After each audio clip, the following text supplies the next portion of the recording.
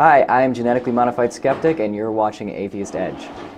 All right, hey guys, TJ here. We're doing Atheist Edge. We're going to do a follow-up to, we have Mr. Randall Theo here. We're going to do a follow-up to a previous session we had about Boy Scouts of America. We're going to touch on some specific things that we didn't go into on the last broadcast. We may touch on some other topics, Catholicism, religiosity in Boy Scouts, and some other specific details. Other than that, I wanted to thank Randall for talking to me, being a good sport and hanging out and talking to us some more. He's already been here for a while, so let's thank him for that.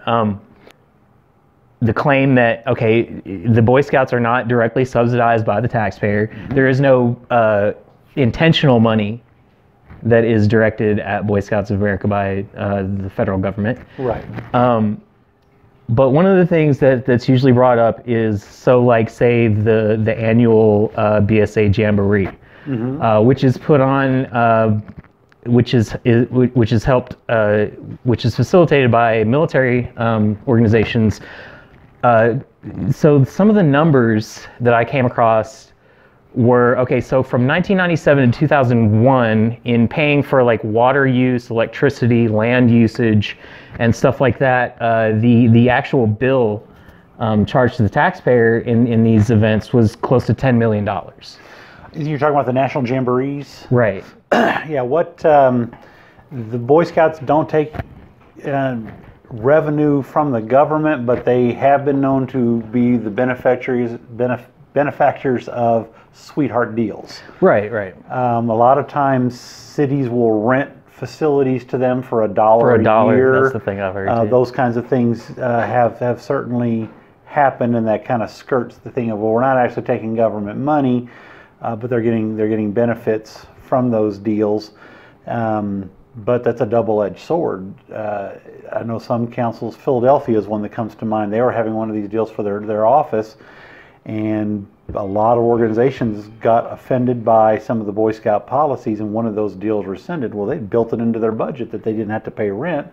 Now suddenly they've got to pay rent, and when they have to move out of that facility into a new one, or to pay the going rate as opposed to the sweetheart deal they had been getting. Yeah. So those types of impacts are there.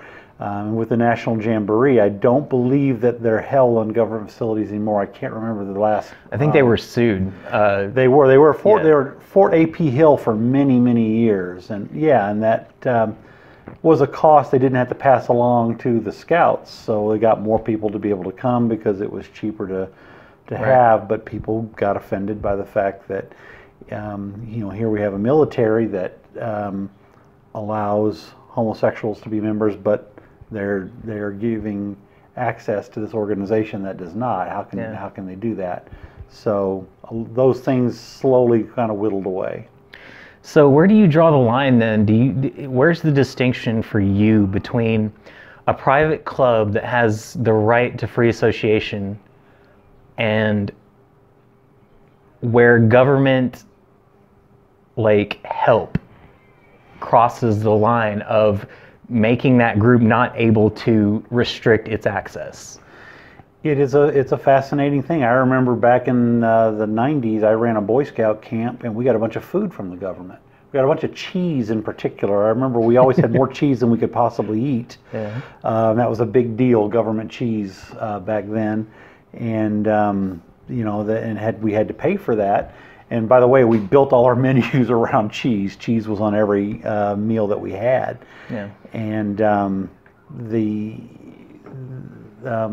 and as a person running a business, which is what the Boy Scouts is, I took every advantage. I took every advantage I could that wouldn't legally get me in trouble. Yeah. So I had no problems doing those things, at that time. Now that I'm no longer part of the organization, and I look at organizations like Camp Quest, which is a camping organization that is friendly to secular families, and realize they don't get the access, they don't get the free stuff. We have to charge the kids so much more to to be part of Camp Quest than Boy Scouts do Boy because Scouts of all get the freebies. preferential, yeah, they get preferential consideration over any other 501c3. Yeah, I was very shocked at how much we had to charge the kids for Camp Quest last summer because they don't get these opportunities that the Boy Scouts do. Yeah. Do you think Boy Scouts? Let me ask you: do you think Boy Scouts of America is a good, beneficial organization to the youth of America? I do. I think that in the end, most of them get a program that's about the stuff that kids are interested in, building fires and shooting BB guns, and that's what the kids are there for.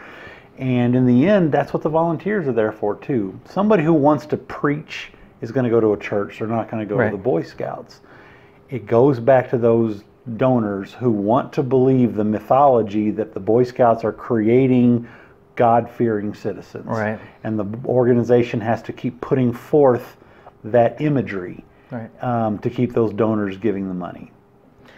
So, so then it seems like kind of seems like that you're saying from a pragmatic standpoint that they're saying we subsist on donations, we subsist on dues, we subsist on this money that comes from outside, so we have to tailor our message and our membership to kind of, I don't know, like cater to those kinds of people. Lots and lots of research has gone into what makes somebody a good donor and how to appeal to donors. Right. And it's not just a right-wing thing or a left-wing thing, though my experience is you get more money out of conservatives and Christians. You just do. I think it's because secular people have to be convinced. You know, when you're a skeptic, show me the evidence. Yeah, right? We want to see the evidence, and there's ways to do that, and we're kind of learning that. You guys experience some of that with Patreon. You got to put forth a good product for people to be willing to put money into it. You know, in the Boy Scouts, we could really bluff our way through a lot of that, and we could say things that we knew weren't really happening, but as long as the donor thought it was happening, and this whole religiosity part was a lot of it. Is the donors think that they're getting a good Christian outdoor experience, and it really is. But I was shocked when I got involved with that. And they wanted my expertise on camps, and I'd done it for years, and I just couldn't believe all the walls I was hitting trying to find them a location.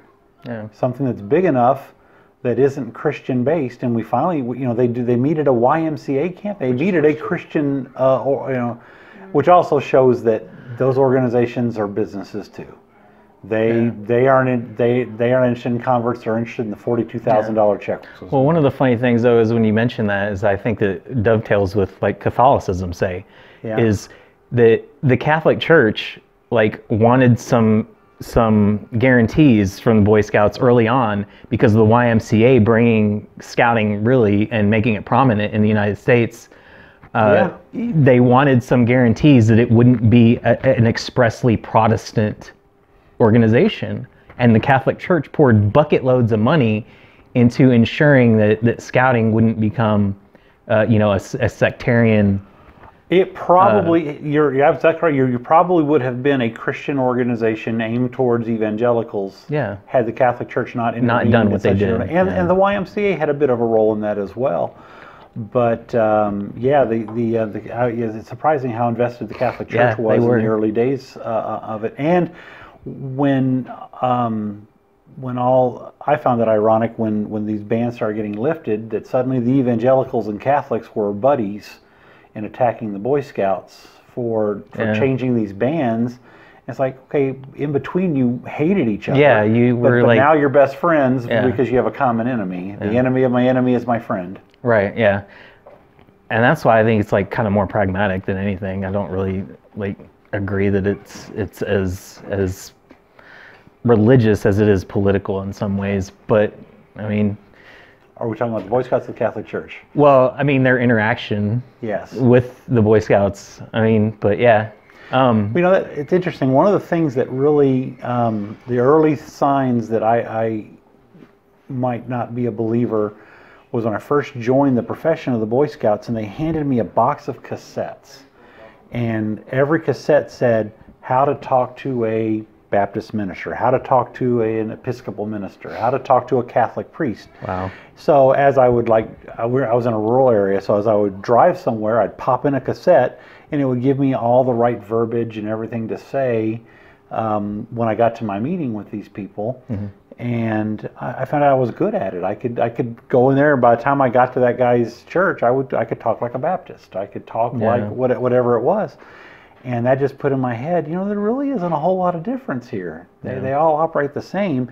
And I had a real revelation when I was dealing with the local Catholic church in scouting and realized my own faith were the most obnoxious ones. They were the hardest ones to work with in scouting. Yeah. Because they require an actual priest to be present for a church service. None of the other ones did. So we could do just a generic service after a camp out and everybody would be fine, but not the Catholics.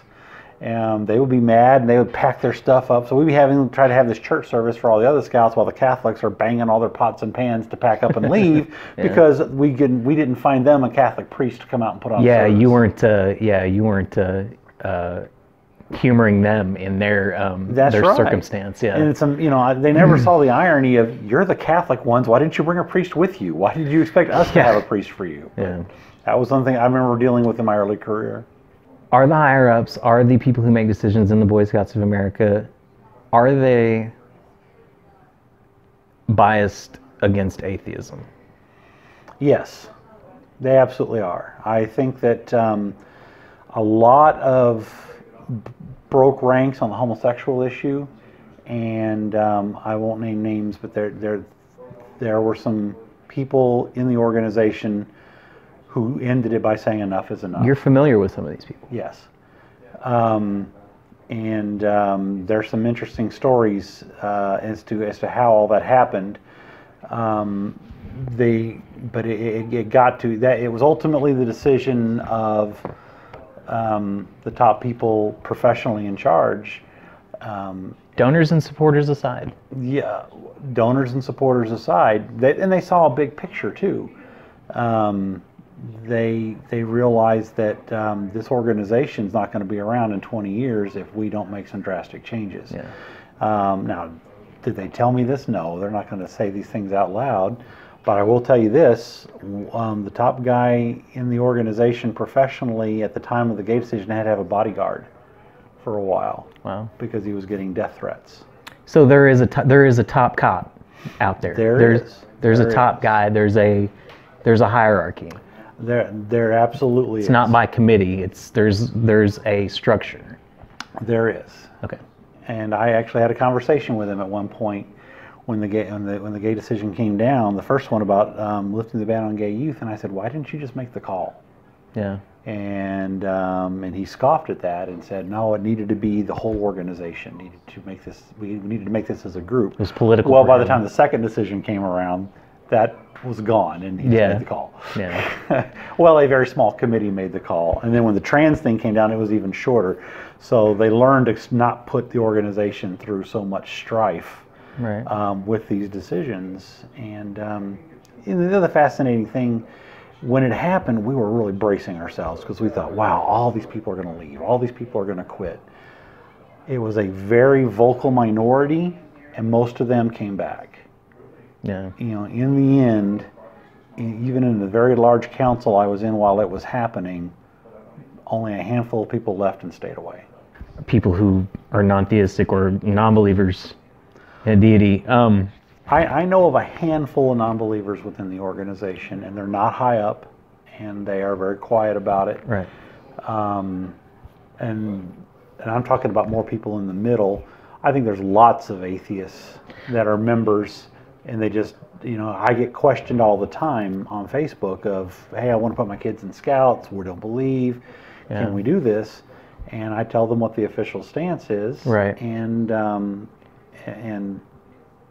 one of the things that the Boy Scouts have done recently, kind of as a backlash, is now when you advance in ranks, when a youth advances, they, at each level, they have to say what they did since the last advancement to do their duty to God. That has never been the case before. You really could get through the scouting program without any real religious fervor But now you have to do that. And that was a pendulum swing with all the thing of allowing homosexuals and trans in. They doubled down on atheists. Do you think that was kind of a backlash then, in your opinion? I like the term double down better. They want to make sure that their donors know we're not going to give up this hill. I gotcha. We gave up They're the going to other die hills. on that. We're going to Yeah. die on that hill. Yeah. So I get asked a lot, well, since they're letting loose on these other issues, will they let loose on atheism? Not in our lifetime. I don't see it. And I don't know what they can and Well, survive. I've been kind of trying to figure out how to like phrase the line of questioning, but I would probably actually just be better served just by reading what I've read before. Go ahead. I have the citation if you want it, but this is in the Wikipedia entry. So March 2016, Boy Scouts of America signed a new memorandum of understanding. So that's a MOU. They term that an MOU with the Unitarian Universalist Associations. That's the UU Church, basically. After many years of separation, this MOU gives a Unitarian Universalist congregation the absolute authority over all phases of the program that affect the spiritual welfare of those who participate. Now, the MOU specifically mentions humanism and earth-centered traditions as being acceptable faiths in scouting programs as chartered by the Unitarian Universalist congregations. Since humanist teachings specifically emphasize reliance on critical thinking and evidence over dogma and superstition, this MOU allows for atheist and agnostic members to join BSA through scout units chartered by UU congregations. As part of the agreement in the MOU, the religious emblems developed by the Unitarian Universalist Association have been reinstated as of May 2016. It should be noted that many Buddhists are not theists. Buddhists, atheists, and agnostics have effectively been allowed in BSA programs for as long as Buddhists have been in scouting in the United States. So does this kind of like, for you, this paragraph, does that for you signal a sort of contradiction in BSA doctrine or policy? Okay, we need to break it down because there's two different things in here. One is the UU has put out a different statement on this since this came out. Okay. That basically, I've used it in the presentation that I use. It says that